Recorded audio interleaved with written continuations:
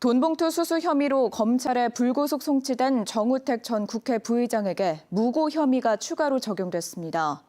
돈봉투 관련 보도가 가짜뉴스라면서 기자 2명을 명예훼손으로 고소했는데 경찰은 정 전 부의장의 자신의 범죄를 감추기 위해 허위 고소를 한 것으로 판단했습니다.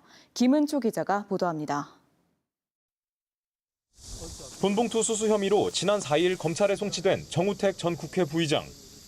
경찰이 적용한 혐의는 뇌물수수와 알선수재, 정치자금법과 공직선거법 위반 등입니다. 정 전 부의장이 청주의 한 카페 사장으로부터 현금 700만 원과 선물 등을 받고 청탁을 해결하도록 도와준 혐의입니다. 지난 2월 MBC 충북 보도를 통해 돈봉투를 받는 CCTV 영상이 공개됐는데 정 전 부의장은 가짜뉴스라고 주장했습니다.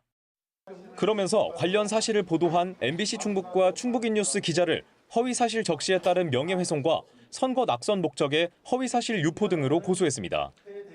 불법 정치자금에 제가 단호히 거절했고 즉시 그 자리에서 돌려줬고 또 적법하게 후원금을 받아서 이런 마타도와 나쁜 가짜뉴스는 이거는 우리 청주에서는 이제 사라져야 된다.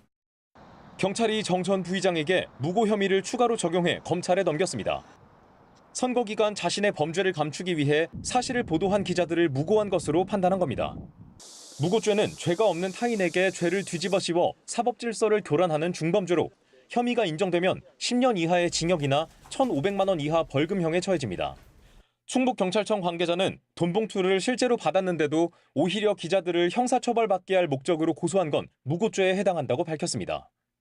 앞서 지난 3월 정 전 부의장이 MBC 충북을 상대로 낸 언론중재 정정보도와 손해배상 청구도 모두 기각됐습니다. 당시 언론중재위 충북중재부는 보도가 진실이거나 진실로 믿을 만한 상당한 이유가 있고 당시 현역 국회의원이던 정 전 부의장은 공적 인물로 보도의 공익성이 인정된다고 설명했습니다. 시민단체는 언론의 재갈을 물리려는 마구잡이 고소에 경종을 울리는 조치라면서 경찰의 무고 혐의 적용을 환영했습니다. 다른 기자들 또는 언론사 전반에 본보기를 보여주는 거죠. 이제 이런 기사를 쓰면 고소당하겠지, 고발당하겠지 하면서 스스로를 검열하기도 하고 이제 이런 문제들이 있죠. 정 전 부의장이 명예훼손으로 고소한 기자 2명에 대해 경찰은 무혐의로 불송치 결정을 내렸습니다. 돈봉투 수수 사건을 넘겨받은 검찰은 공소시효가 끝나는 다음 달 10일까지 기소 여부를 결정해야 합니다. MBC 뉴스 김우초입니다.